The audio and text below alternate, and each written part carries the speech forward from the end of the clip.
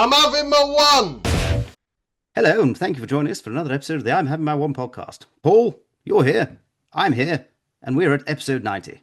Just 10 away from our 100 episode bonanza, which now I've built it up. It makes it sound like we have something planned, but we don't right now. Loads But of huge plans for it. massive plans, big plans, big plans. Lost the Probably accent. the biggest plans. It's going to be The great. greatest plans. So good, so So good. good.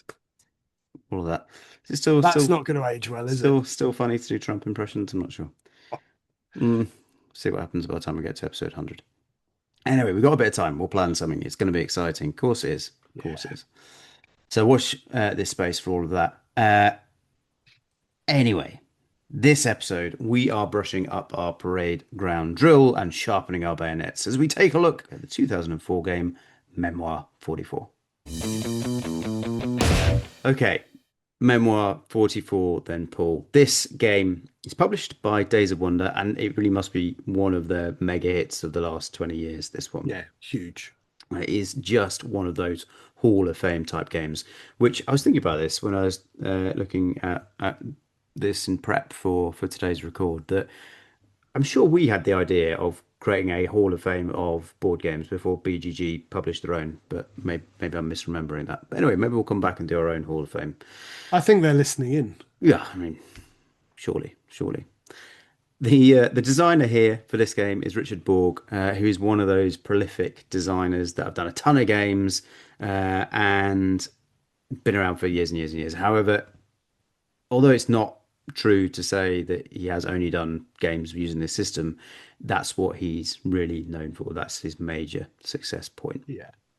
More widely known as the Commands and Colors system, Memoir 44 fits in this iconic series where there are so many subjects that you can pick from Romans to space, fantasy, early medieval stuff, American Revolution, First World War.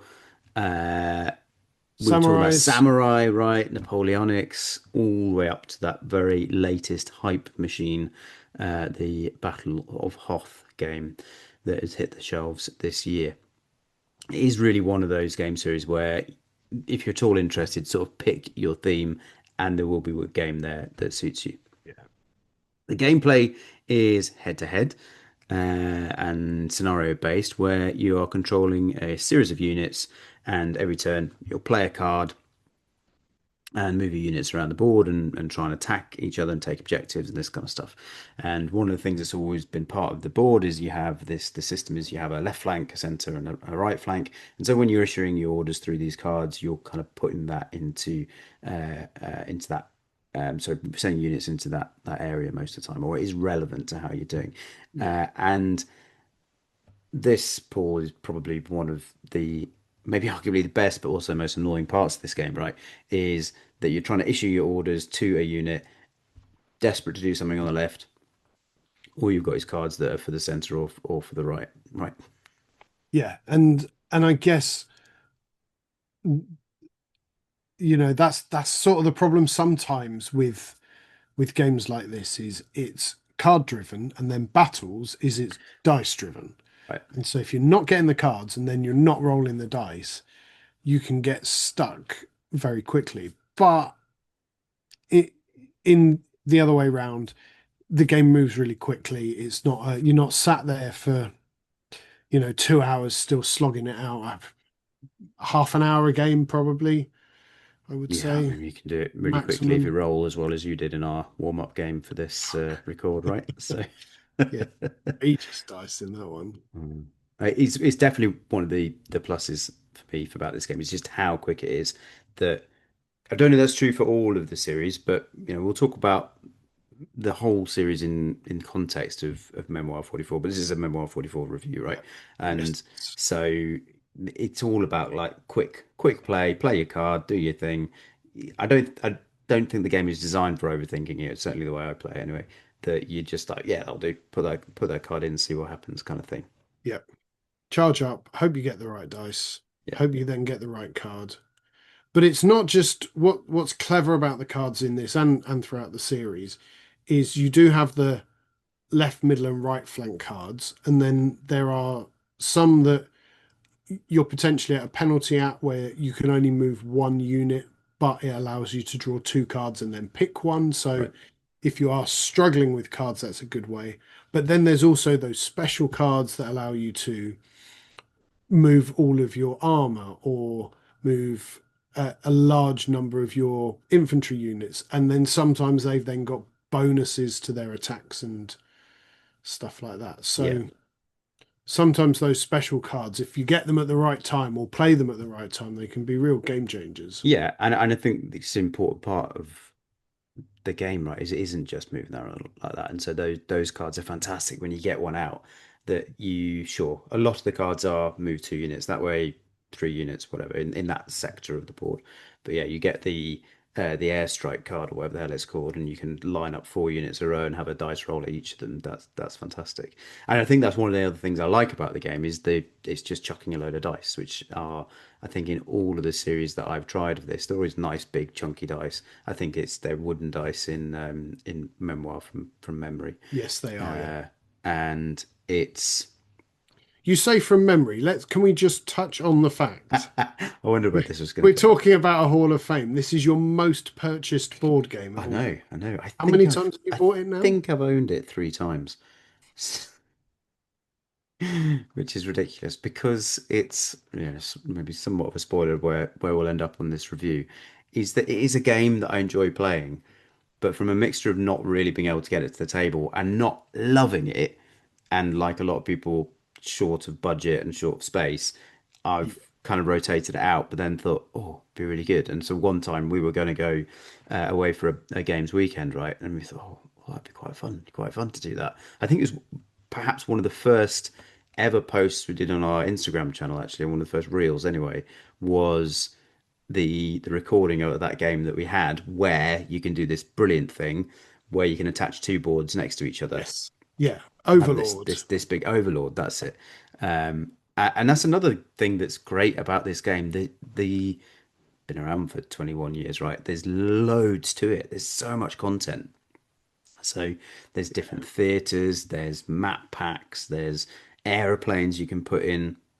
There's, yeah, as you say, that massive Overlord epic version. I think actually, I'm not sure it wasn't necessarily the Overlord one we played because I think the Overlord one is about attaching like 4 boards to each other next to each other or something like that. So you have this insane big game of it, which I'd love to do one day. Yeah, you can sort of the full like D-Day landing of Something it. like that, right? Yeah, yeah, But yeah. we tried that on, was it during lockdown on Tabletop Simulator? I think we always had the ambition to do it, and I think maybe we knocked about with it once, but Yeah, didn't do it. But maybe we should have another go. definitely. Uh, and it is, well, I was going to say it is a game that will flex up to that. A lot of the games like this are bit tricky when you're trying to change that from is it a 2 player, is it a 4 player game? But actually, I think it kind of works when you're doing the extra boards. That's where it does come together. I think then we're having a 2v2 rather than 1v1 on it. I think that does kind of work in this Yeah. scenario. And we've had decent games of it where we've done, and we've had some very notable not good games about it of it as well, right? You may recall the game I'm talking about, where it ended a bit badly, with people not being very happy with the way the game was shaken out. Anyway, less on that. It's one of the definite pluses for me. It it is quite light though, right? I mean, who Yeah. do you think this game is for? Like, what's the ideal person who's going to get involved in this and enjoy it? Do you think? So I think it can sit in two categories because it's lightweight and it's a quick game. So for those people that want that little two-player, maybe filler game, or just if you're having an evening of sort of lighter games, this fits really well. But also if you're trying to introduce someone to board games and you're trying to get them up from, more of the basic games, then actually this is a really good one. If someone's got an interest in a period in history of people fighting one another, because I know that's not going to be for everyone, is it? Not everyone No, likes conflict, but no. for people that want to kind of role play that and see how that turns out, then And I then think yeah, I think that works really well. and it fits into yeah, I think maybe the some of the answer there, as you're saying, is why it's Days of Wonders. It's a Days of Wonder game, and why it's so popular. It's sort of in that Ticket to Ride type. You know, you've probably if you've been into board games, you've probably had to go at this at some point. They do. This is their field, right? They do games like Small World, I think, is theirs as well, where you, you just it's kind of mass appeal stuff, really, isn't it? Yes, yes, it is, and Uh, and this fits perfectly in that. I while we're talking about this as a good kind of beginner's game, I mm, do have one criticism about it. go on. Because the cards and stuff might sound like a criticism. It's not. It's just to highlight you can get a bit stuck in some games. But Sure. other times, if the cards come your way. But for me, it's the setup and pack down. Yeah. Yeah. You Yeah. can spend just as long getting the board out Yeah.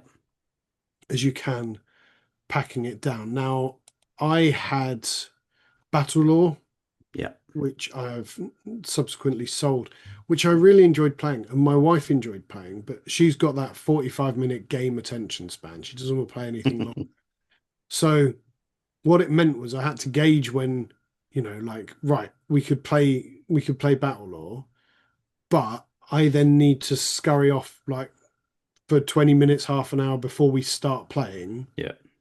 to get everything set up so it was ready. Because it's all the extra tiles you put on the board, the Yeah, little scenery bits and stuff that you've got yeah, there, and right? and within Battle Law as well, you've got different strength troops, and I know this appears in other some of the other systems as well. So you've got light, medium, and heavy. So you've got to make sure not only do you have four of the right thing, Yeah. that they've then got the right flag clipped on to indicate whether they're what Some with sort of troop flags. they Yeah. are. Okay. Yeah. Yeah. Yeah. Um, It's one of but the reasons. Memoir 44 is the same, I think. Yeah, It's it is. It is, and I like the remember the hassle of going back to having two sets of it next to each other. yeah, Trying to sort those out and bring it back together was painful enough, but trying to make sure everyone's got exactly the same pieces in it. But the even just as you say, getting all of that out and setting up, it's quite precise in the way you're putting it out. And it's in Memoir, it's individual plastic soldiers and tanks and a gun and a little bit of barbed wire and all that stuff is great. It's got a massive toy factor to it that is appealing and it looks cool and you know you're moving your little Shermans forward or whatever. That's great, but it takes ages. I do agree, and I don't think we've particularly found one that in the series that does that massively. They saves that massively. I think maybe the Commands and Colors Ancients does yeah, because they're mostly just fighting on plains, yeah, right? So big sort of sandy, or arid plain that most of those battles were happening between Romans and Carthage and all that. Uh, and so there's not a lot of scenery going on. So it's a little bit easier. Even then, it's a bit faffy, and you've still got to get all your little blocks out. So it does take a little while to get it done for such a quick game as well, right? Is that as you say, 20 minute setup, 20-minute game, 20-minute pack down is not yeah. necessarily what you're looking for. If you're gonna only play it once, it takes yeah just the same amount of time. You need to like we had was it Ancients we played and we played 4 or 5 scenarios and then you've got most of the stuff out, so it's just them resetting and moving Yeah, stuff about. yeah, So yeah. that felt better. Mm, But yeah, I think if you're only playing if you're only playing one, mm. Yeah, I agree. I do. I think actually Ancients is I think my favorite of all the ones that we've reviewed in a previous episode for watches on the YouTube. Here it is right now of which one that was, because there's no way I can possibly remember that at this point. I think one of the other things that I was thinking about in prep for this is that I'm sure there is a reasonable, I don't know how much they talk about this kind of thing in schools, but reasonable educational value for something like that. And I do think there's something there that I believe that schools could think about bringing board games more into the classroom environment. And something like Memoir 44, okay, maybe it's a bit violent, I don't know, but there's something there to teach a bit about D-Day and that kind of thing. I think the reality is it's not really covered in schools in any kind of way at all, right? It's all about, the lead up to the Second World War in UK schools anyway. It's not much about the actual conflict. But I think there's something in this game in its simplicity that you could get from that. It is, and actually, it's kind of you, you could recreate it on a large classroom That's scale true. Yeah. with the class. It'd be very engaging. With a Mainly, class. Yeah, there you go. You three are a Sherman. yeah. So going back to you three are Sherman, and you're right. It's the like we all had the little Green Army men soldiers, right? Mm. Or some form of Some, plastic soldier sure. or Yeah. whatever it might be, which was so much fun. And so seeing those little plastic toys, as you say, on the board is great. Mm. But going back to the setup thing, I wonder if it would be better if you just had one soldier, Mm. or even just as a little fixed group, but then wound tokens. Sure. So Yeah. soldiers can take 4 wounds. So Because you what you're just have doing here a is little, you've got four figures and you take one off and then another one per yeah, injury, right? yeah. Per But damage. if you just have like a little soldier group that you're Yeah. moving about, and when that's taken a certain amount of hits, then Yeah. boof, it's done. Yeah. Agreed. Agreed. I do remember actually as well being, I don't know, maybe it was when this first came out, being on holiday in France and going through Normandy, and we visited one of the Normandy beach sites. I don't know, early mid 2000s, something like that. And I remember this was in one of the shops at one of the museums, and thinking it was in French, so I wasn't particularly going to buy it and try and test my GCSE French at that stage, even though it was a lot more recent then than it was now, is now. But I think I remember at the time sort of feeling a bit surprised that there was a board game in that environment, and thinking it looked really cool. It was probably way too expensive than I could possibly afford at the time. But yeah, I think there's something there. Anyway, lots of stuff we do like. You mentioned don't like the setup element of it. Is there anything else you don't like about Memoir 44? No, I do like this game. I I can't think of anything else. Well, I've got some. Oh, have you? What have you Not a got? lot, not a lot. I think, well, one thing is the card, and it's not a big gripe really because it's through the whole series, is that wrong card. You've got the wrong card thing, right? Is that it's not, I don't, it's not a big takeaway from the game.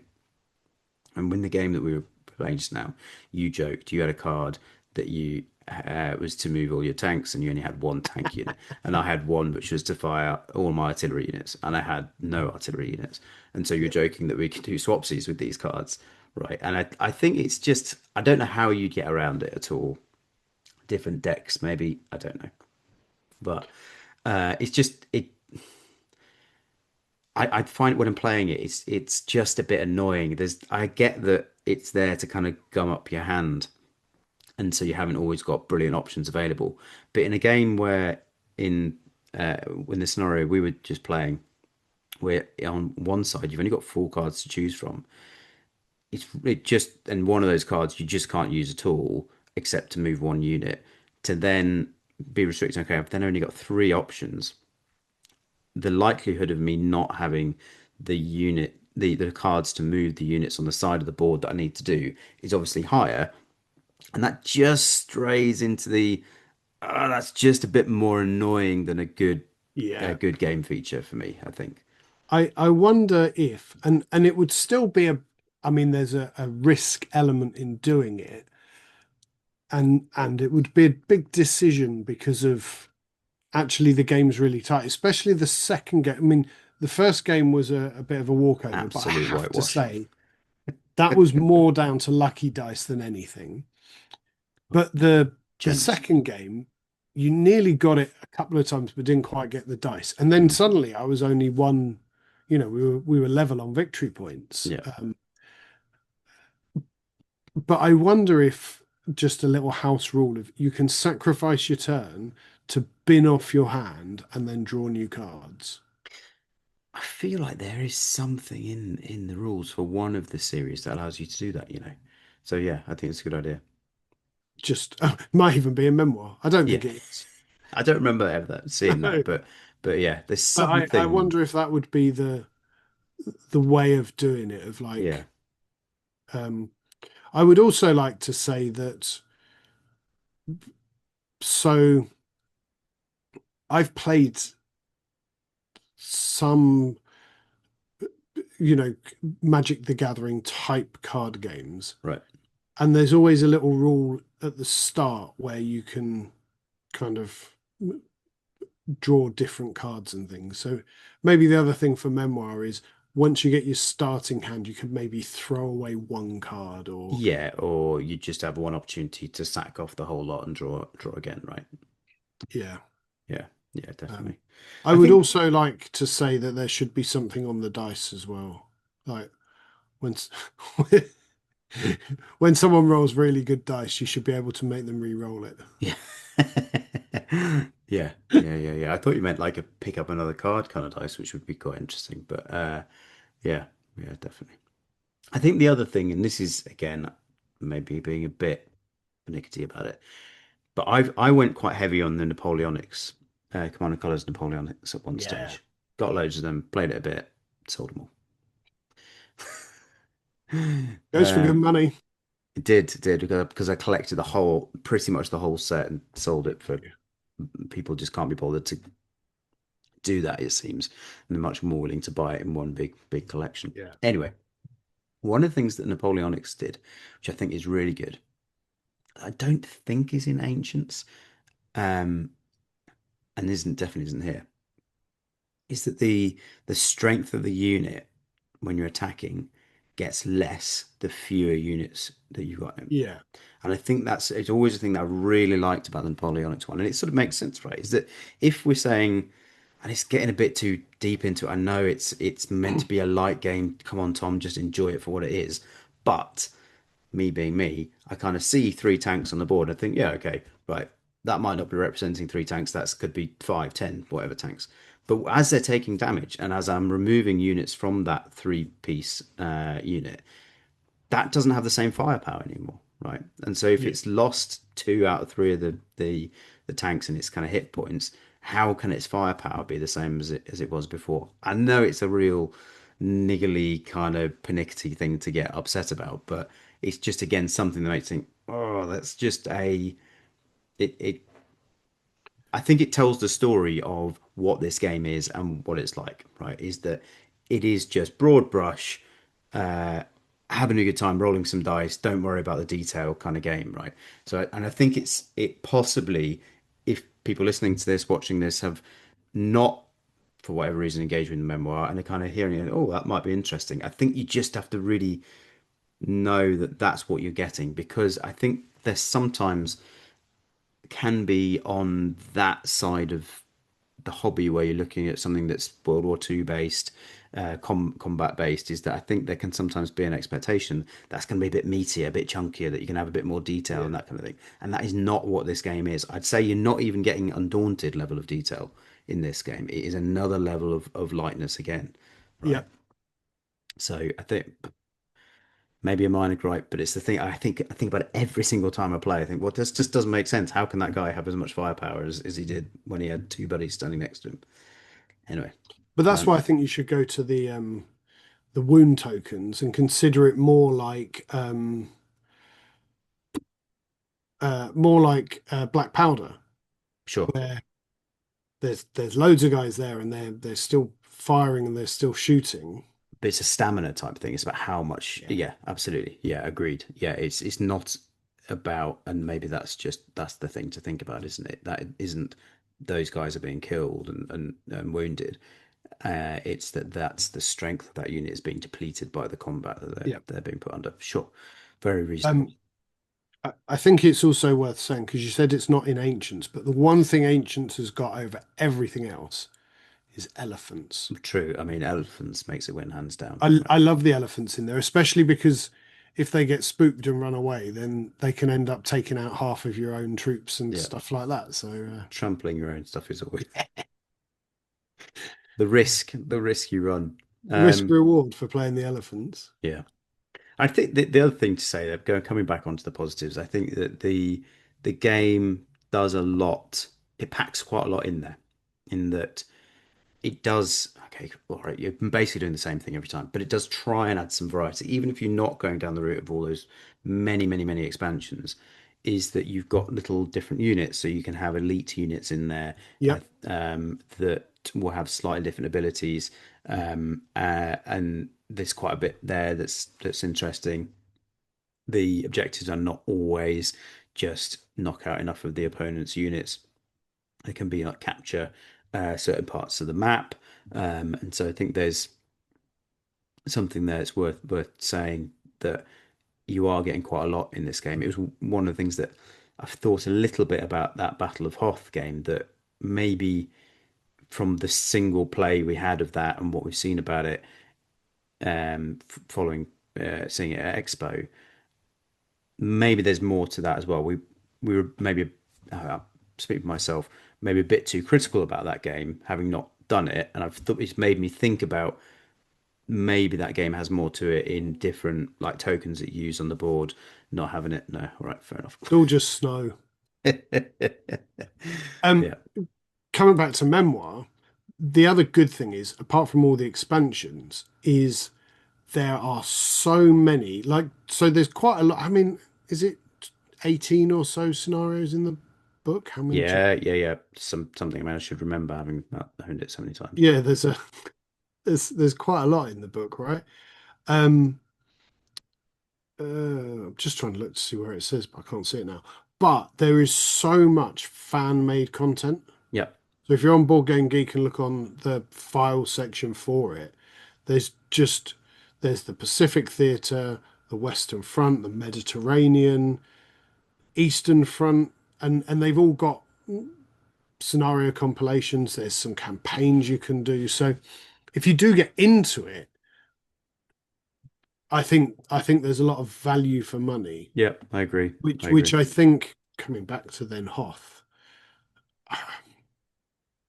I think Hoth kind of misses out on because it's just I'm sure you can play through it all and then you get Mhm. some bigger stuff near the end and that's great, but You're still just doing it all on Hoth, aren't you? still it's just snow, Which isn't is it? not, and that's the thing where some of our reluctance about it was coming from, right? Is that that one short bit, short, okay, probably the first third of that movie is good, and that's part of Star Wars, but then you never go back anywhere near it, right? It just is so much to there, to that universe, and that also feels like, okay, gosh, we can predict what's going to come next. Is that you're going to get the extra one, which is on Endor, it's on wherever else, the different systems around the Star Yeah. Wars universe. So yeah, Although I have to say, once they then have the different systems, if there was a way of combining them all, well, then sure.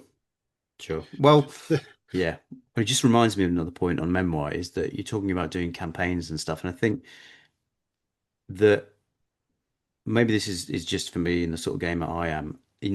I think Memoir is a yeah, it's nice to play and I'm happy to give it a go.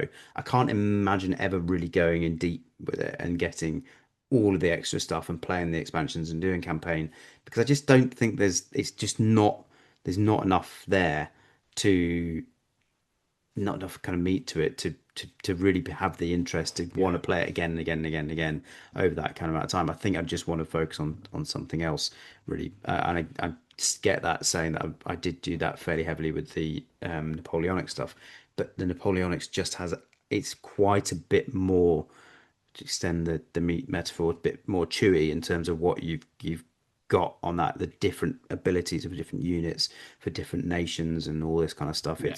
It has so much more to it. Okay, right.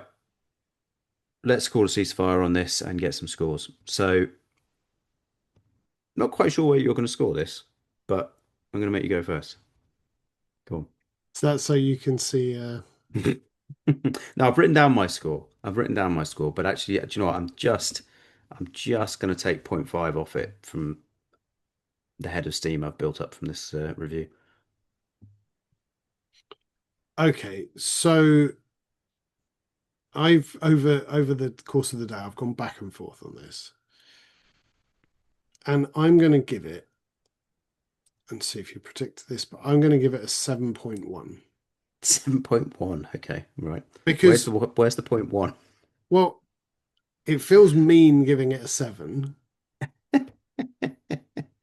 Okay. It feels better than a 7, but considering other games I've given a 7.5 and other games I would choose to play over this. Yeah. So I think it's got a very good place, and some people absolutely love this, and some people will play it again and again. And as we talked, it's a really good game to maybe introduce people to slightly more complicated games, get them into that sort of wargaming arena. Yeah. But it The butt was it's coming. not for me. Yeah. Yeah. Okay. But What did you? it feels bad to give it a lower score. Yeah, I know what you mean. I just always try and do that board game geek review thing of like, okay, so what does seven mean? It's a they kind of yeah, it's good. I'm happy to play it most of the time. Right, it's the seven score. Yeah. Well, is that what it is? I was just looking back as well. What you did, what you rated Commands and Colors Ancients 8. We both gave Command and Colors Ancients But an 8. 8 is a great. It's so good though. Mm. It is better than this. It does feel a lot better. It feels. I don't know that there's more. It's got elephants. There's not as much faff in setting it up and packing it down. I actually like the wooden blocks with little pictures on. Yeah, I agree. So I yeah, agree. 7 is good, usually willing to play, and 6 is okay, will play if in the mood. Right. Okay. So maybe I will, on that, I will go 6.8. Oh, Downgrade my score. oh, we've lost point three over You the course of talked the me last 10 out of minutes. a I 7.1. said nothing. I said nothing. It's my reaction. Went, what? Yeah. All right. Well, I you can probably tell where I was going with this. I'm just going to give it a six. I think it's it's just that it's fine. It's okay. I don't mind playing it. I'm quite keen, for us to work through probably the whole thing if you're up for it on BGA, just because I'm interested to see what else is there. But I have played it quite a lot, 13, 14 times over the last few years. And every time I play it, yeah, it's good. I enjoyed that. Do I want to play it again? Yeah, probably, but I'm not rushing out to buy it for a fourth time just yet. Um, But so also when there's so much more in the range yeah, yeah, that absolutely. perhaps you might want to explore others. So yeah, I think the the Napoleonics look really good. I haven't actually played that yet, but actually I'd be keen to give the red alert system a go. Yeah, that's the spaceships one, right? Yeah. Yeah, and as I said to you the other day, I nearly bought the Samurai Battles. Um, Yeah, there's some really interesting things with the samurai one where I think it's got honor or something in it. So there's something as part of you winning the combats, you have these honor cards or something like I can't quite remember how it works, but it gives you extra abilities again yeah, with your commander. Yeah. Okay, well, look, that gives us a combined podcast score of 6.4, which is, I'm not going to go as far as say that's a recommendation, really. I think it probably needs to have a 7 or better for us to recommend it. But, it's on BGA. Find us, send us a message, have a game with us. We'd love to play it with you, but just not that often, I think is the answer. occasionally play it with you. If, if you are a fan, you like the sound of it, hearing us talk about playing it has inspired you There is this new Memoir 44 refresh edition, which is celebrating the game being out for 20 plus years, and it's got some new sculpts on the minis in there. I think a bit of a redesign overall, bigger box, and most importantly, they are, I think, addressing maybe some of the concerns that we've raised here about get the packing away and so on. Is that it's got a better insert in there as well, apparently. Anyway, you can get that from our buds over at Chaos Cards for 49.95. So just shy of the 50 quid. So, get yourself something else in there and you'll get yourself the £5 discount off. We have that running at the moment until the end of November, and we'll see where we land with that after. If you want to find out what the code is, however, you need to check out our socials. Oh no, we've just pushed you towards our socials. What a shame.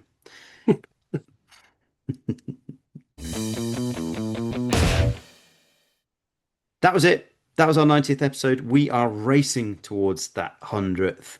We hope you enjoyed this episode. Thank you so much for listening. Whether you're trying us out for the first time or you've been around here before and you're a long-term listener, we really appreciate you.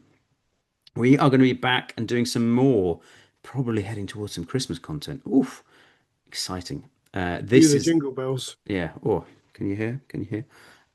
That's all coming after our exciting one con event, which we're going to in the next couple of weeks. We'll talk to you a little bit more about that in the future, no doubt. Please give us a follow or a subscribe or a review, particularly on Apple Podcasts. Really appreciate those reviews and Spotify as well. If you're watching on YouTube, you get to see our faces. Good for you. Whatever you can, give us a hand. Promote the I'm having my one, and maybe add having a one into your gaming group as well. Until next time, see ya. Bye.